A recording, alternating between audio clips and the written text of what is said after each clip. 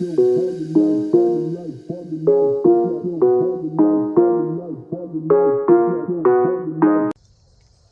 YouTube,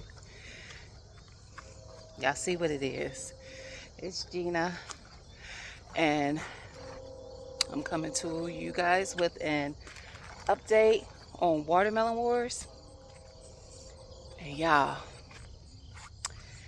I'm sad to say that your girl did not have great success.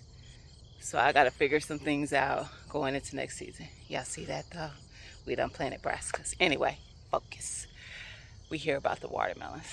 So I'm gonna show y'all, turn this camera around and show y'all what I've been going through for the last month or so. I've been seeing it happening.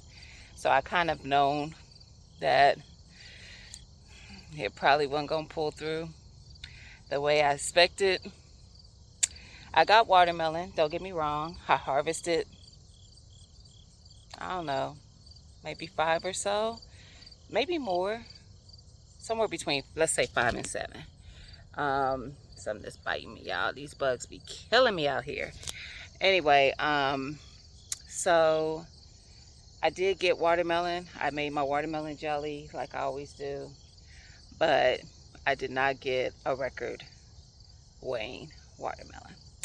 So let me turn this camera around and show y'all what I got going on here.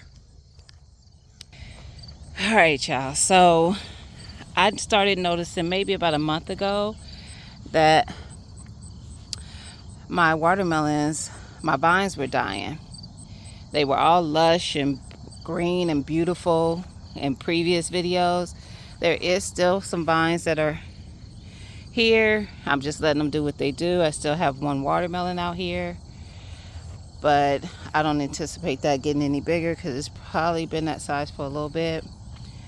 But look at my vines. So you guys tell me or not. I'm assuming because this is a vining plant that it could be affected by the vine borer.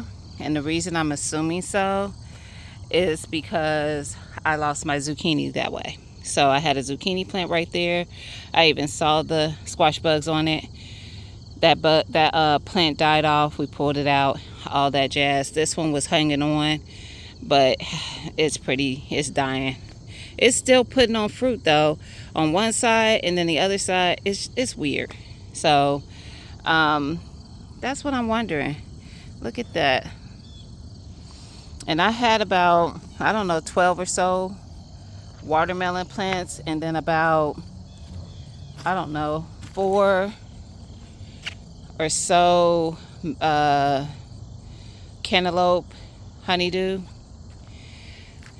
But yeah, this is what's left of my watermelon plants. Still flowering over here.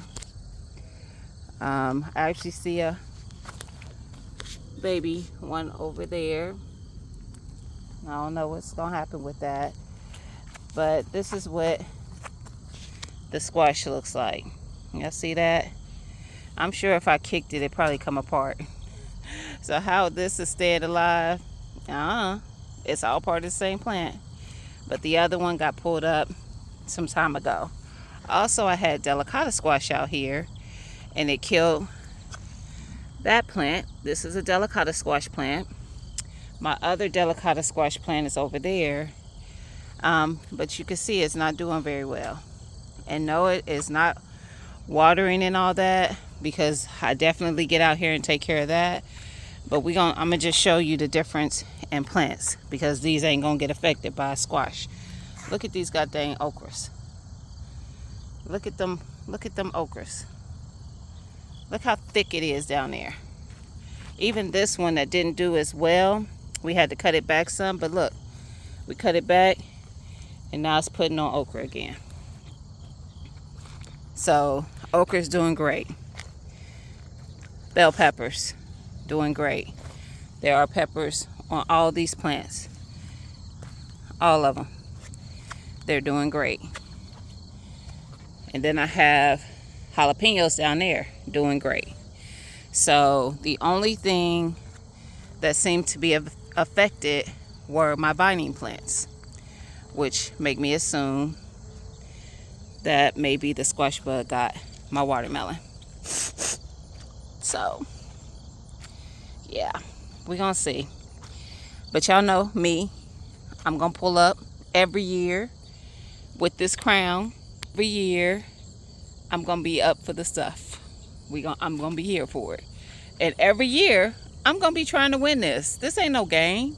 I didn't come out here trying to have this happen. No. So I'm still rooting for a woman to win this year. Come on, ladies, pull up. But unfortunately, it ain't gonna be me. Look, it's melons in this pile that didn't make it. Watermelon and honeydew in this pile. It's 3 melons over there that didn't make it. This pile here is from me cleaning up that, tilling that up, getting that all ready for the fall. I got kale, cabbage, and broccoli over here. And I am thinking about, y'all tell me what y'all think, pulling, you see how I pulled it back a little bit, this landscape covering. I'm thinking about pulling this whole row of landscape covering out, tilling up this whole space, and growing in the ground for the fall and going forward in that space. I want to put collard plants out here. We want a lot of collards. So that is the thought. Y'all know I'm tilling with this hand tiller, but that's the thought. Pulling just this row for right now, completely up. So it's probably about 5 or 6 feet. 6 feet wide. And then it goes from there to there. It's a long